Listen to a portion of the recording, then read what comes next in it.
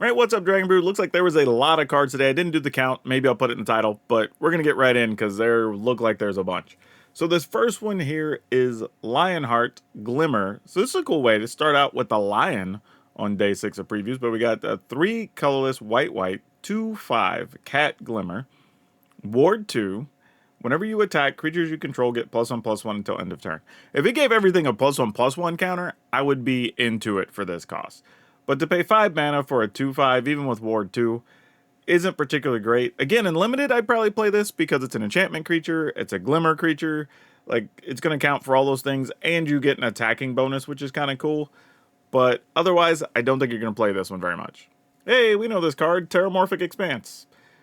Which is interesting because the title of this card actually works perfectly for this plane, I guess you would call it, because you're inside of a house, but the house is constantly shifting and growing and whatever, so kind of makes sense. So if you're going to put this card anywhere, yeah, great place to put it. Ooh, Bear Trap. 1 colorless artifact. Has flash. You can pay 3 and tap it, deal 3 damage to target creature.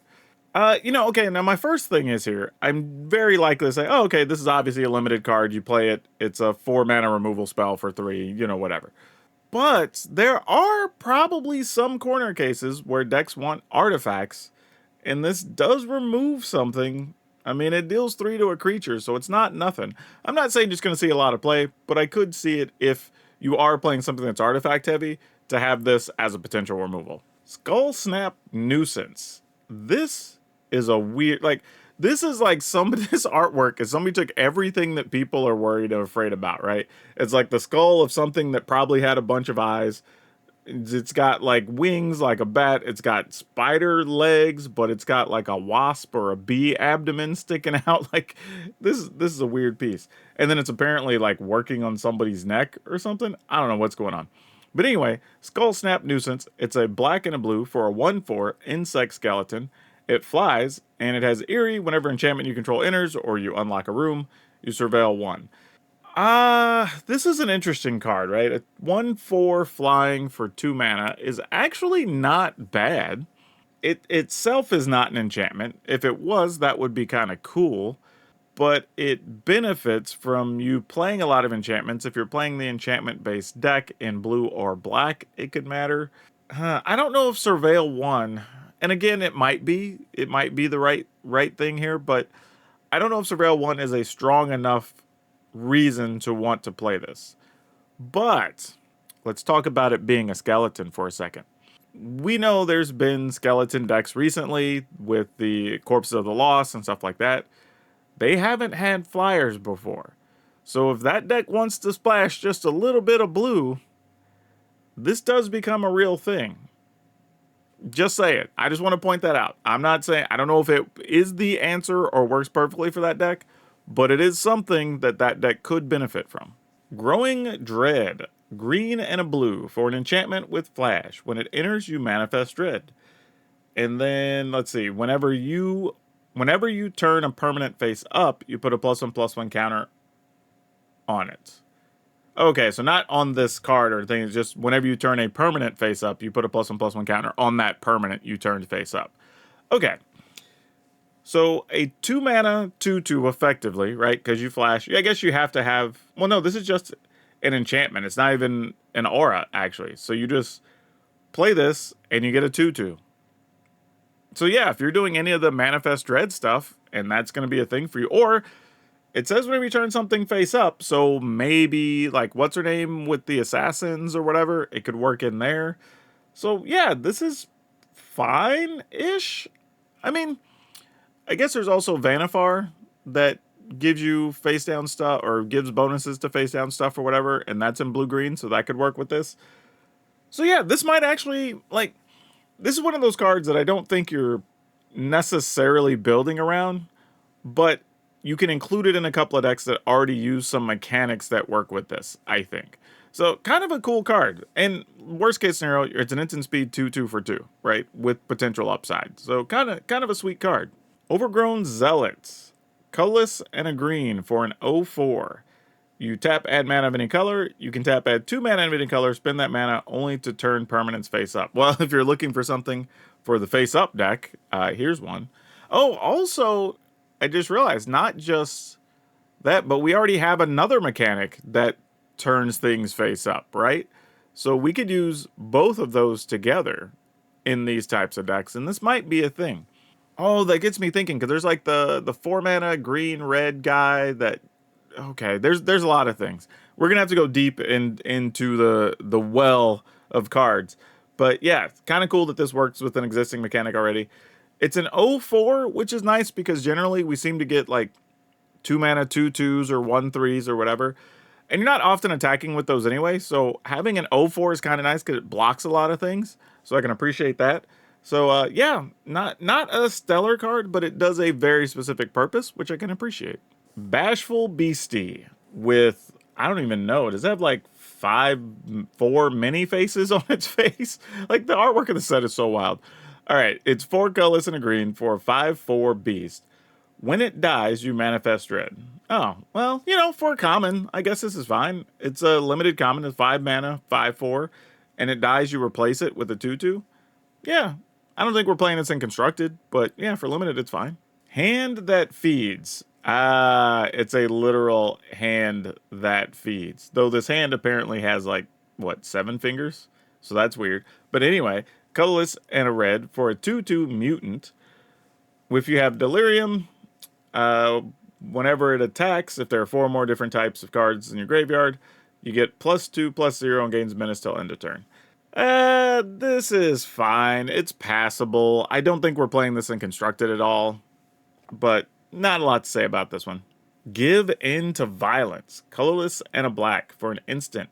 Target creature gets +2/+2 and gains lifelink until end of turn.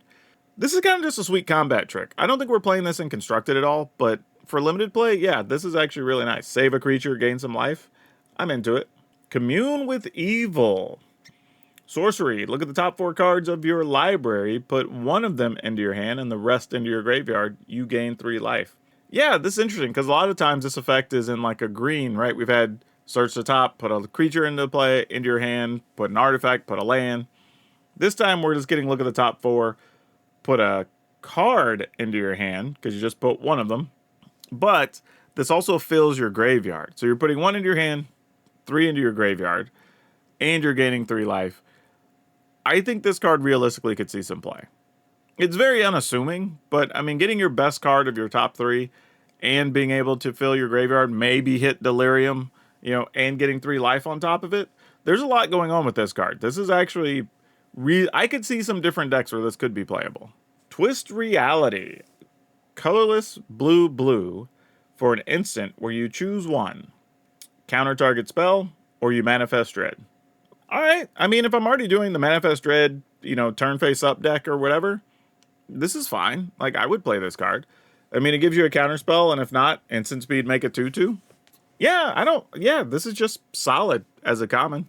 Clammy, what kind of name is it? Clammy Prowler. This might be, what?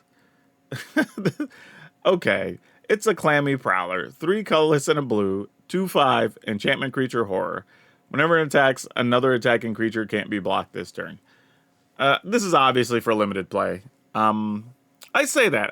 It's only 4 mana.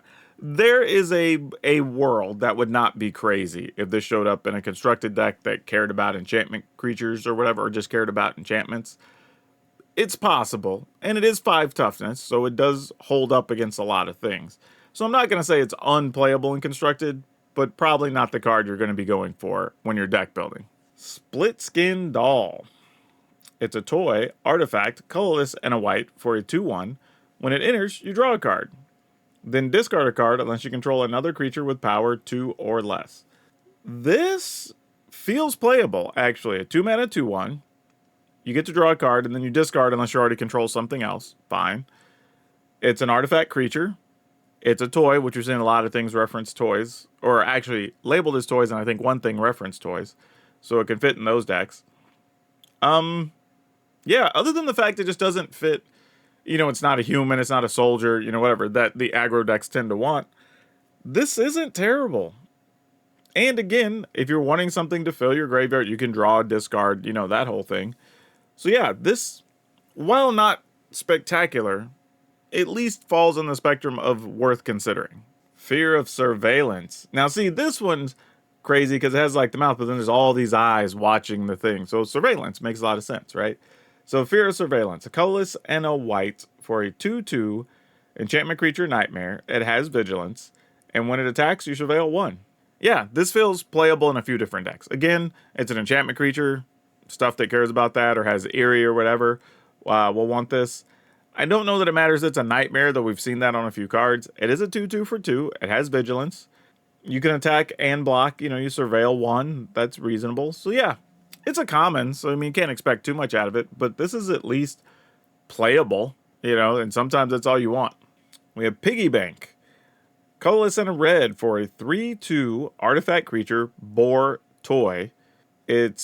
When it dies, it creates a treasure token. Of course it does. It's a piggy bank, right? It makes a treasure token. Why wouldn't it?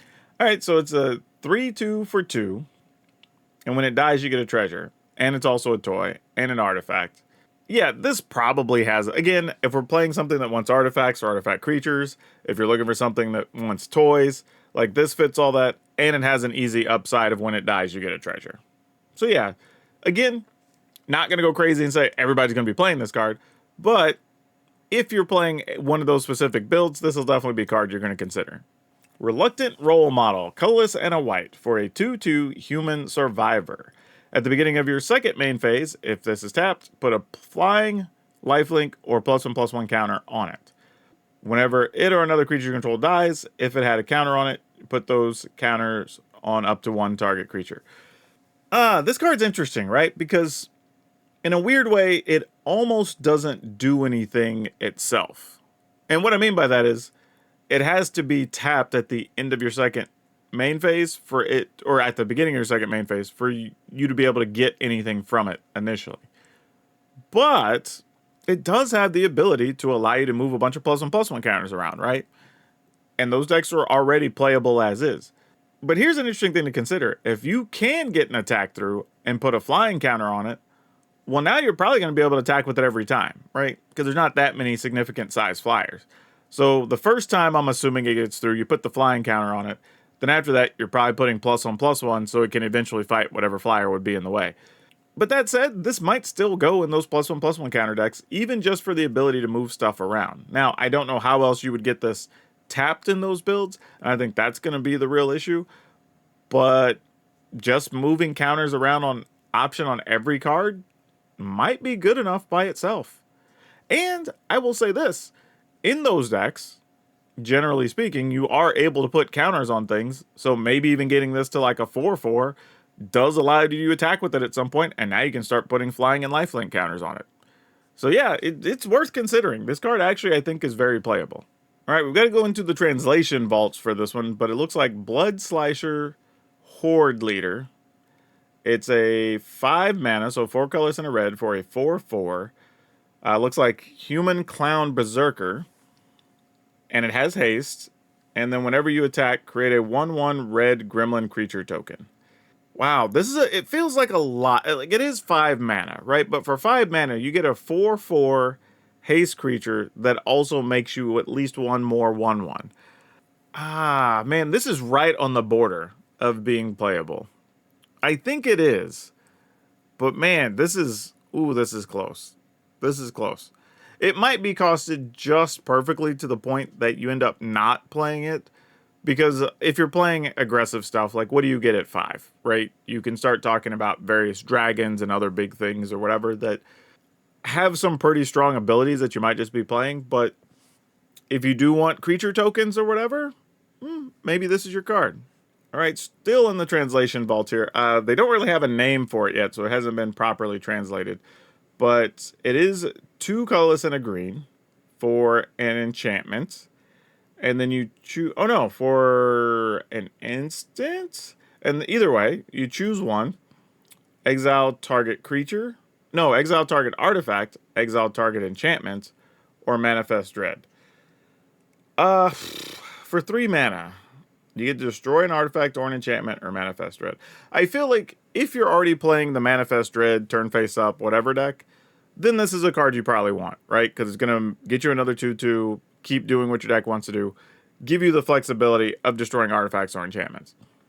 If you're not specifically doing that strategy. I think we just have other cards that have other options attached to destroy artifacts or enchantments or both that would allow you to get more things in line with what those decks are trying to do. I will point out, though, this does say exile target artifact or exile target enchantment, and that could be a deal, especially in a world where we're going to be worried about delirium and stuff.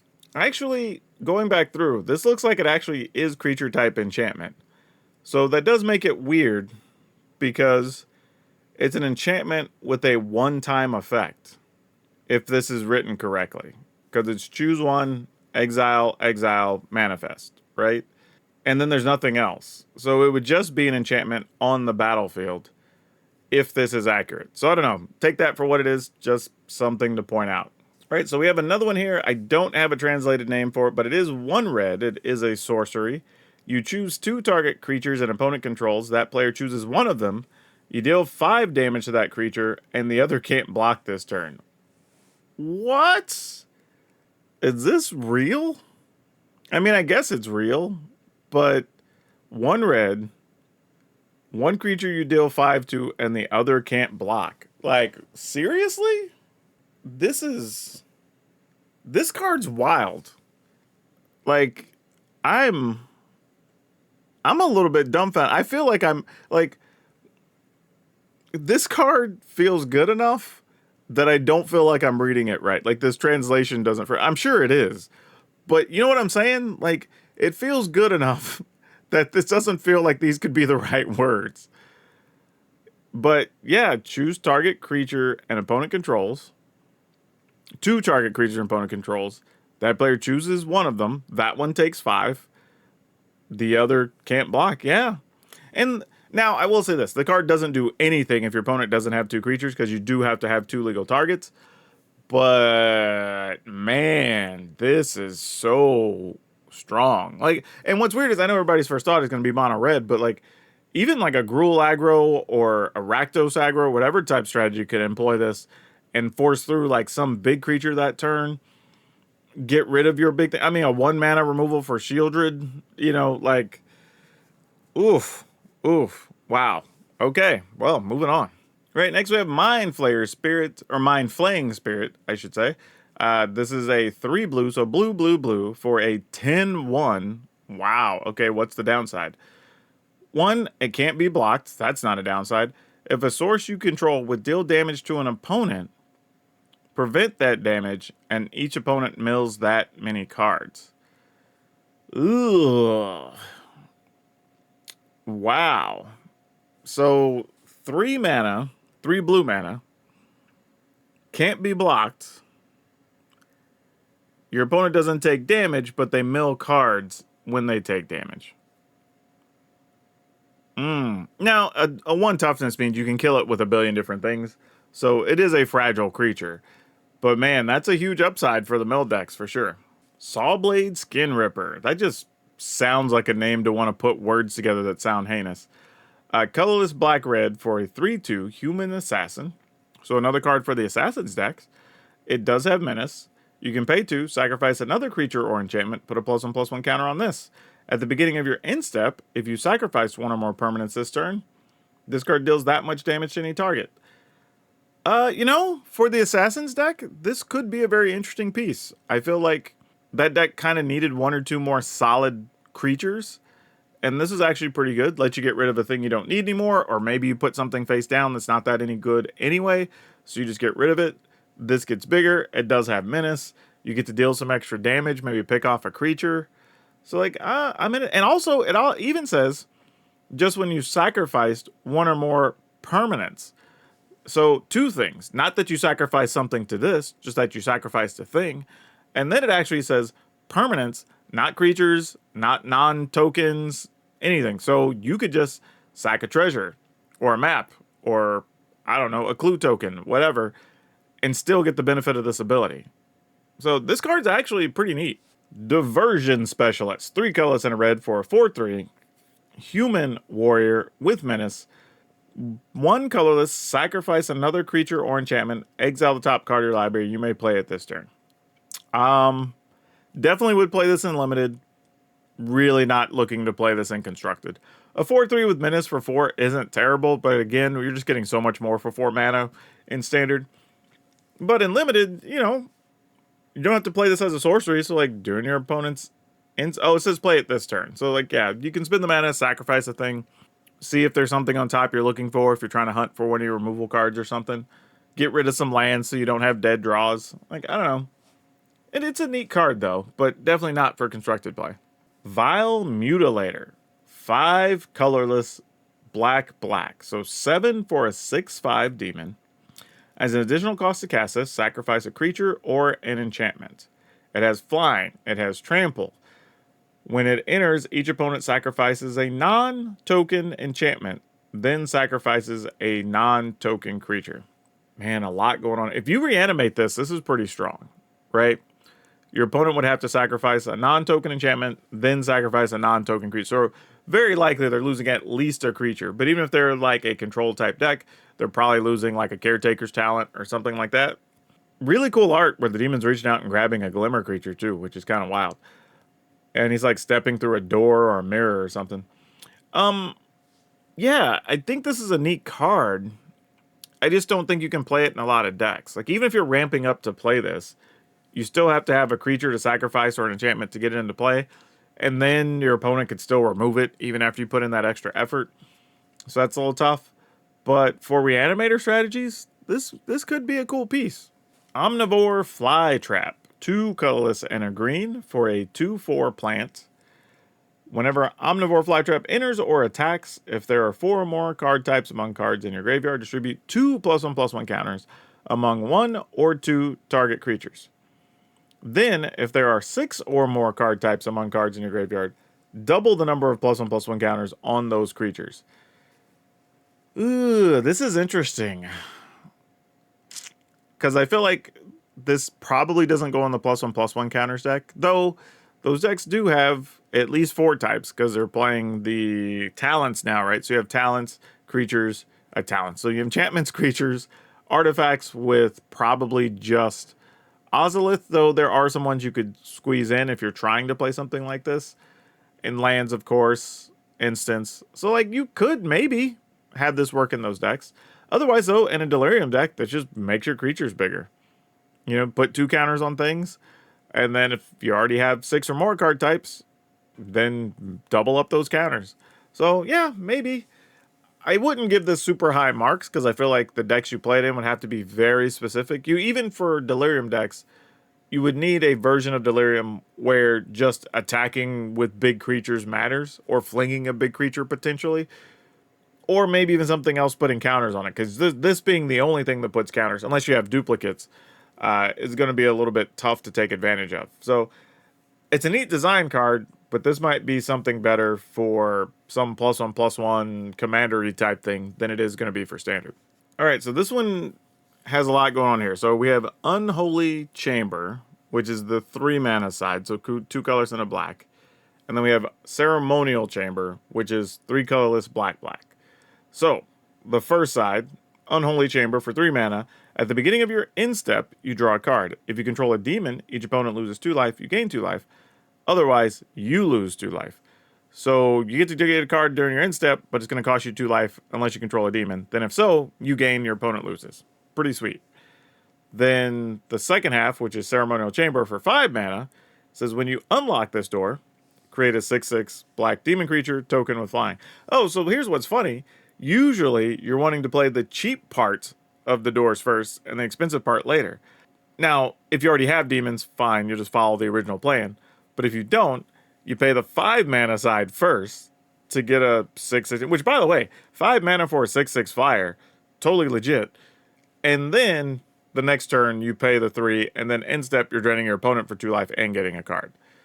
So this is kind of neat because it's the first one I think we've seen that definitely benefits itself to be backwards. All right, here we have Greenhouse for 2 colors and a green. Lands you control have tap, add 1 mana of any color. So this is kind of cool if you're doing a heavy multicolor thing. And then you have 4 mana, 3 colors and a green, for Rickety Gazebo. When you unlock this door, mill 4 cards, then return up to 2 permanent cards from among them to your hand. So you get to mill 4, put 2 in your hand. That's interesting because these two abilities don't feel like they go together, right? Like one just says, okay, your land's just now make any color. The other is you're milling to fill the graveyard and you get to put 2 into your hand. I don't hate either side of this, but it sort of feels like this is one that feels like if I want either side of it, I'm kind of just getting the other side as a bonus. Whereas I feel like a lot of the other room cards, I can see a lot of situations where you want both sides, or will at least likely play the other side at some point. So, yeah, not sure how I feel about this one. So yeah, y'all, I don't know how y'all feel about that red card. Like, I feel like maybe I'm overstating it, but if y'all let me know what y'all think about it, because dealing 5 to a thing and making something else not block feels like big business for such a cheap spell. But yeah, was there anything else? Actually, how do you feel about demons? There's enough cards in the set that are demons. Like, is anybody going to build that deck, or do you think it's even a real deck? I don't know. But I'm going to leave a link here so y'all can catch up on yesterday's previews, because there was quite a few then too. But that's all I have for you for now. We will see you next time.